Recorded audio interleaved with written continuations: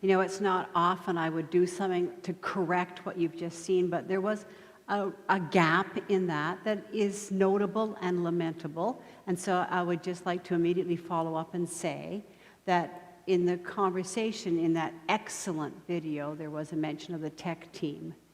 And you'll notice that Joan Mason did not name herself.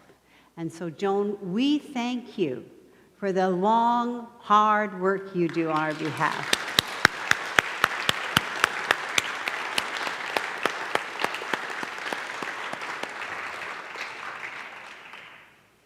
If they had let me edit that, I would have put it in. Such beautiful gladiolas and roses from people's gardens. Well, today's scripture that David read was a well-known, lovely reading from the Old Testament. That I chose it because we're experiencing many emotions these days, this summer, as we come to the end of one chapter of the life of this congregation and prepare to lead into the next. And some of the emotions we feel, and maybe you're feeling them right now today, would include grief, gratitude, and gladness. I wanted to just take some time talking about why we might be feeling that this morning. I want to give it truth. All transitions contain those emotions. Whether you're seeing your kids pack up to go to college and you're thrilled they got into the school they wanted to get into, but they're leaving home. There's always a combination of feelings. And as we begin taking leave from this building, we're also having that combination of feelings. And with trust and respect and in confidence with our ability to handle new things, we begin to enter our future as part of Broadview United. But there is some grief. There's some grief that the bricks and mortar of this property that we've come to know and care for so long. Different parts of the building, of course, built in different decades, representing different times of this congregation.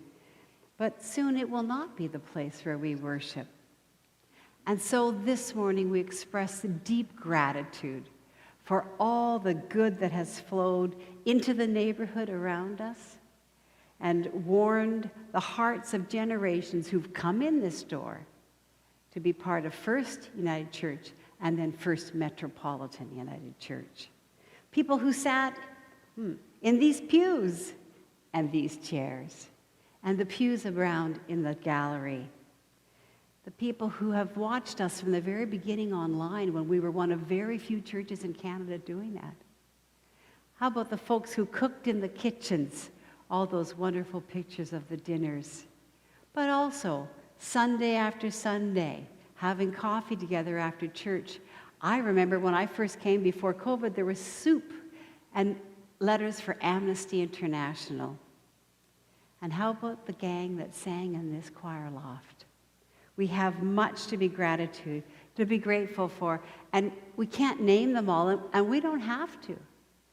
Because I hope that in your heart, you're also seeing those pictures, that slideshow of memories, or if you're here for your first time, you're learning about what went before us.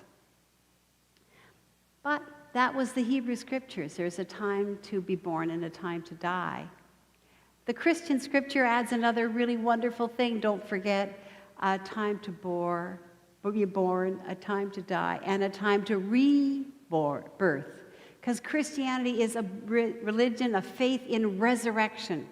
New beginning is always the end of the story. God always uses our endings for new beginnings. And so we are, of course, Christmas Eve and Easter morning people. So that we add to that beautiful Old Testament lesson of there's a time to be born, and we say yes, and then there is more. And so in our grief, we remember there is more this morning. The gladness. I see people here this morning that I'm just so glad to see that our lives and your lives have been entwined, and you're the echo of 100 years of caring. Generations before you. And there are generations to come, seasons yet to open, in which people will hear of the grace and love of God through Christ in ways that we cannot know and imagine. It's the old image, isn't it, of a pebble into a pond. You know the ripples will eventually hit the shore. Which shore the ripple touches on, you don't know. And no one will tell you that ripple has landed somewhere. But in faith in God's grace, we continue on to put the stones into the pond. There have been, of course, highs and lows here. This congregation, there are pictures of the first pandemic, the choir with masks, 2 world wars, the long depression, all the social issues in between, the highs and the lows. This is part of what we recall today. We don't want it to be artificial gloss. We want the reality. Because to the end of the day, here in this sanctuary, we want to be really us. And there have been times when this building has been quite a trial. There have been times when we've come into the sanctuary, haven't we, Kelly, and it's been just hot in here. Or else there's been times when it's been quite cold. We're never happy. The building, of course, has aged, even as we have aged. And in fact, as it said of the Pringle Bells, we've aged out of this building. The costs are horrendous now. But you know that, because we looked for long years in one of the projects we did was trying to redevelop. There's a time for everything. There was a time to dream of that redevelopment. And then there was a time to admit that dream had died. And then we started again with a whole huge process of what would you like to do now? What next?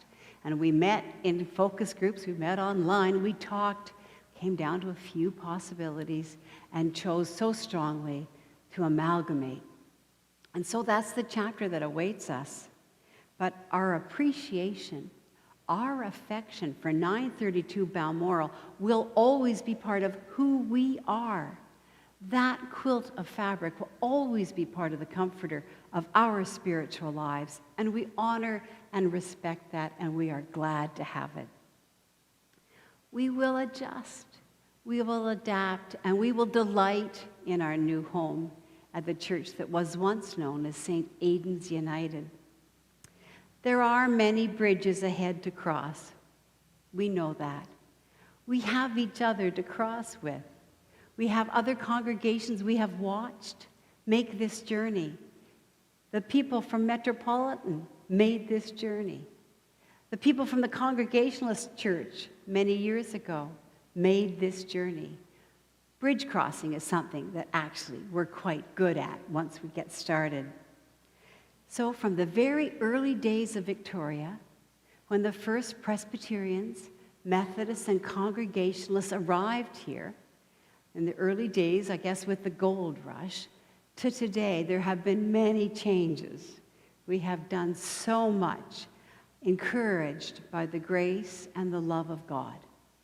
Today marks the end page of one chapter, and we turn over to another page, and we find, through the grace of God, that there is another chapter awaiting us. This is the thread of wonderful continuity of the Christian faith. So yes, there is a time for everything under the sun. There was a time to dream of being able to redevelop this, and now a new dream under the same sun as we travel on. We give thanks with a bit of grief, but with more gladness and unending gratitude. Thanks be to God.